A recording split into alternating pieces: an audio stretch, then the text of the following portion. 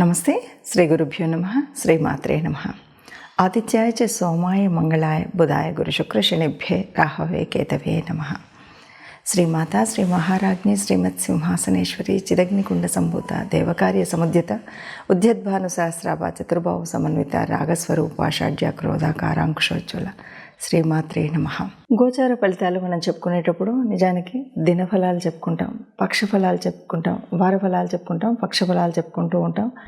ఇలా మనం ఎందుకు చెప్పుకుంటున్నాం? మరి ఆ ఒక్క రోజులో అంత మార్పు ఉంటుందా అంటే, ఆ ఒక్క రోజుకు గాను ఏదైనా గ్రహాల యొక్క యుతి, దృష్టి, వీటి యొక్క ప్రభావం వల్ల మన మీద ఎలా ఉంటుంది అని చెప్పుకోవడం కోసం చెప్పుకునేటువంటిది.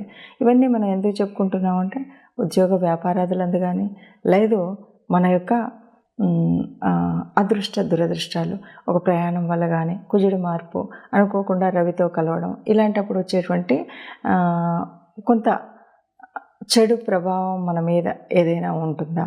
లేదు చాలా మంచి జరిగేప్పుడు మనం ఏదైనా కొత్త విషయాలను ప్రారంభించడానికి వీటి కోసం చేసుకునేటువంటి ముందు తెలుసుకునేటువంటిది, ముందు జాగ్రత్త తీసుకునేటువంటి ప్రయత్నమే ఈ ప్రయత్నం. ఇట్లా మార్చి నెలలో మరి మార్చి 2024 గాను 1వ తారీఖు నుండి 15వ తారీఖు వరకు ఉండేటువంటి గ్రహస్థితి ఎలా ఉంది అని చెప్పుకుంటే, ముఖ్యంగా చెప్పుకోవాలి అంటే ఈ గ్రహస్థితి మీ నెలలో ఇప్పటి వరకు ఏ గ్రహం లేదు, కానీ 7వ తారీఖు నుండి బుధుడు వచ్చి చేరుతాడు. ఎవరున్నారు ఇప్పటి వరకు మీ నెలలో అంటే రాహు ఉన్నాడు.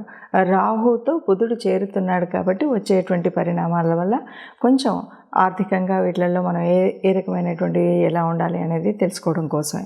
ఇక మేషంలో గురువు, కన్యలో కేతువు, మరి కుంభంలో శని, ఇక కుజుడు దాదాపు కుజుడి యొక్క మార్పు మనం చెప్పడానికి లేదు. ఎందుకు అంటే మకరంలోనే ఉంటాడు. కుంభంలోకి ఒకరోజు చివరి రోజు 15వ రోజు వరకు ఉన్నాడు. ఆ సాయంత్రం అంటే కుజుడు మనకి చివరి లాస్ట్ రోజు కుజుడు మార్పు. శుక్రుడు 7వ తారీఖు కుంభంలోకి వచ్చి చేరుతాడు. రవి కూడా చివరి రోజు మకరంలో నుండి కుంభంలోకి చేరేటువంటి పరిస్థితి. ఈ నెలలో మనకి అంటే ముఖ్యమైనటువంటివి ఏది చూడాలి అంటే, మొదటి పక్షంలో చూస్తే కనుక అమావాస్య మాత్రం ఉంది. అలాగే శివుడి యొక్క దినమైనటువంటి శివరాత్రి మనకు మొదటి పక్షంలో కనిపించేటువంటి మార్పులు చేర్పులు. ఇలా ఉన్నటువంటి గ్రహ పరిస్థితుల్లో మరి ద్వాదశ రాశుల వారికి ఎలా ఉంటుంది, ఒక్కొక్క రాశి వారికి ఆర్థికంగా, వ్యాపారపరంగా, లేదు ఉద్యోగపరంగా, సంతానపరంగా, వివాహపరంగా ఏ రకమైనటువంటి పరిస్థితులు ఉంటాయో చూద్దాం. తదుపరి రాశి తులారాశి. తులారాశి వారు రాష్ట్రాధిపతి మరి శుక్రుడు చతుర్థంలో ఉండడం వల్ల, చతుర్థం అంటే అది గృహస్థానం, అది భూస్థానం, తల్లి విషయంలో తల్లి స్థానం కాబట్టి ఇందులో ఎలా ఉంటుంది అంటే, ఈ అన్ని విషయాల్లో చక్కటి లాభం కలుగుతుంది. అంటే ఎక్కడైనా ఇల్లులు కొనాలనుకున్న వాళ్ళు కొనగలుగుతారు. ఇప్పటికే మీరు రియల్ ఎస్టేట్, ఈ భూ సంబంధిత వ్యాపారం చేస్తున్నటువంటి వారైతే చక్కగా లాభం పొందగలుగుతారు. అట్లాగే ఇంట్లో కూడా సవ్యంగా ఉంటుంది. ముఖ్యంగా తల్లి విషయంలో కూడా ఆరోగ్యం అది బాగుంటుంది అని చెప్పచ్చు.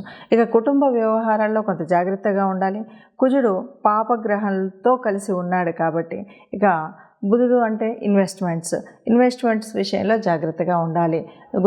బుధుడు మరి ఇప్పుడు రాహుతో కలిసి ఉన్నాడు కాబట్టి మీరు వ్యాపారాలు చేసేటువంటి వాళ్ళు, ఇన్వెస్ట్మెంట్స్ చేసేవాళ్ళు చాలా జాగ్రత్తగా చేయాలి. అప్పుల వల్ల కొంత స్ట్రెస్ అయితే పొందేటువంటి అవకాశం ఉంది కాబట్టి అప్పులు చేసినప్పుడు జాగ్రత్త. దీనివల్ల స్ట్రెస్ పొంది ఇంకా ఎక్కువ ఏదో చేయాల్సినటువంటి పరిస్థితి రాకుండా చూసుకోవాలి.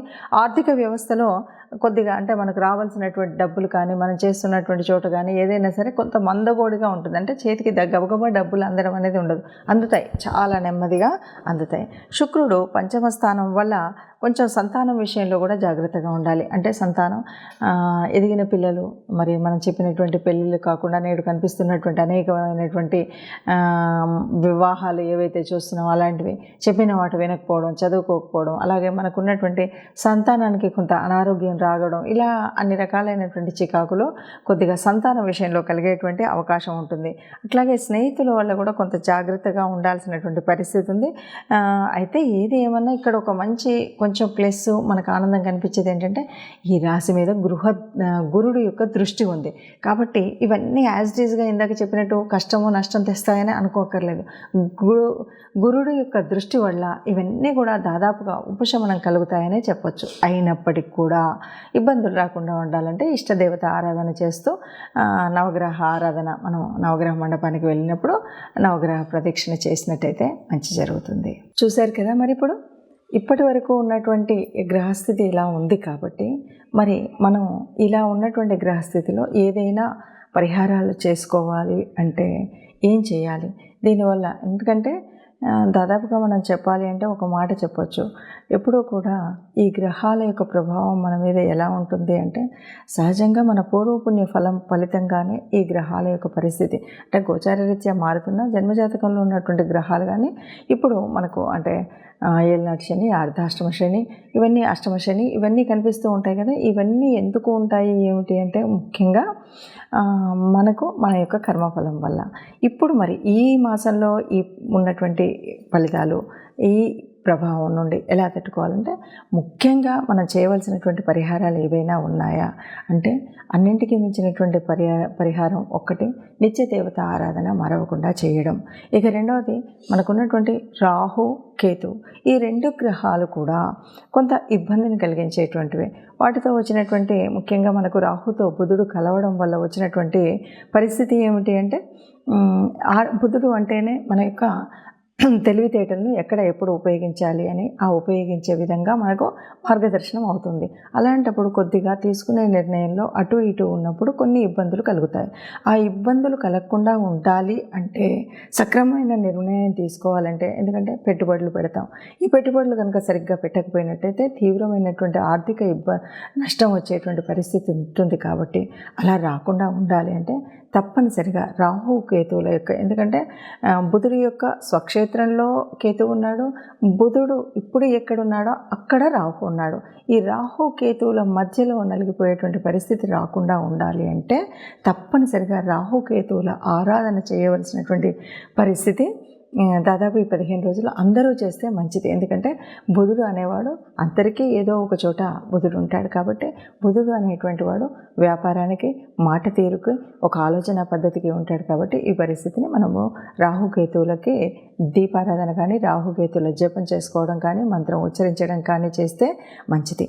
అలాగే ఏళ్ళనాటి శని ప్రభావం పడుతున్నటువంటి రాశులు కొన్ని, అంటే శని ఇప్పుడు కొద్దిగా శనిగ్రహ ప్రభావం వల్ల ఇబ్బంది పడుతున్న వారందరూ కూడా శని గ్రహం దగ్గర శని మంత్రం చదవడం ఇలాంటివి చేయాలి. లేదు ఎక్కడైనా సరే గోశాలలో గోగ్రాసం ఇవ్వడం. ముఖ్యంగా కార్మికులు ఎవరైనా ఉంటే వారికి ఏ రోజైనా ముఖ్యంగా శనివారం రోజు పిడికెడు అన్నం పెడితే మంచిది. ఇంకా అన్నింటికీ మించి కుజుడు, ఇక్కడ కుజుడు, శుక్రుడు, రవి వీళ్ళంతా ఒక్కచోట ఉండడం, ఏ ప్రభావం తెలియకుండా ఉండడం, రవి ప్రభావం వల్ల కొద్దిగా ఇబ్బంది కలగడం, ఇవన్నీ ఉన్నటువంటి పరిస్థితి కనుక కుజుడు అంటేనే మనం కుజుడు సరి అయినటువంటి పరిస్థితిలో ఉంటే మంచిది. అలా కాకుండా ఉన్నప్పుడు ఏమవుతుందంటే కోపం వస్తుంది, చికాకు ఉంటుంది, తర్వాత దెబ్బలు తగిలించుకోవడం, ప్రయాణాలలో ఇబ్బందులు కలగడం, ఇలాంటి మార్పులు అన్నీ కూడా మనకు కనిపిస్తాయి. కాబట్టి కుజగ్రహ అనుగ్రహం కోసం కూడా మనం కుజ ఆరాధన చేయడం, ముఖ్యంగా మంగళవారం రోజు సుబ్రహ్మణ్య స్వామిని ఆరాధించడం. సమయం లేదు, వీలు లేదు, ఇంట్లోనే సుబ్రహ్మణ్య స్వామిని ఒక ఎర్రటి పూలు 2 పెట్టి ప్రార్థించడం.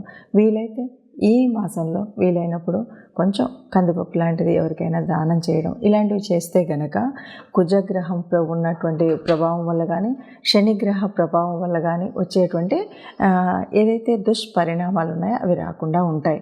అలాగే మనకి రాహుకేతువుల యొక్క పూజా విధానాన్ని చేసుకున్నట్టయితే ఈ ఇబ్బందులు ఏవి ఉండకుండా ఉంటాయి. ఏది ఏమైనా సరే ఈ మాసంలో కానీ ఒక్క నిమిషం ఏది ఏమైనా సరే మనకు ఇప్పుడు జరుగుతున్నటువంటి గ్రహస్థితి మూలంగా వచ్చేటువంటి చెడు జరగకుండా ఉండాలంటే ఈ పరిహారాలు చేసుకోవడం మంచిది. అలాగే అందరూ సుఖంగా ఉండాలి, అందులో మనము ఉండాలని భావిస్తూ సర్వే జన సుఖినో భవంతు. నమస్తే.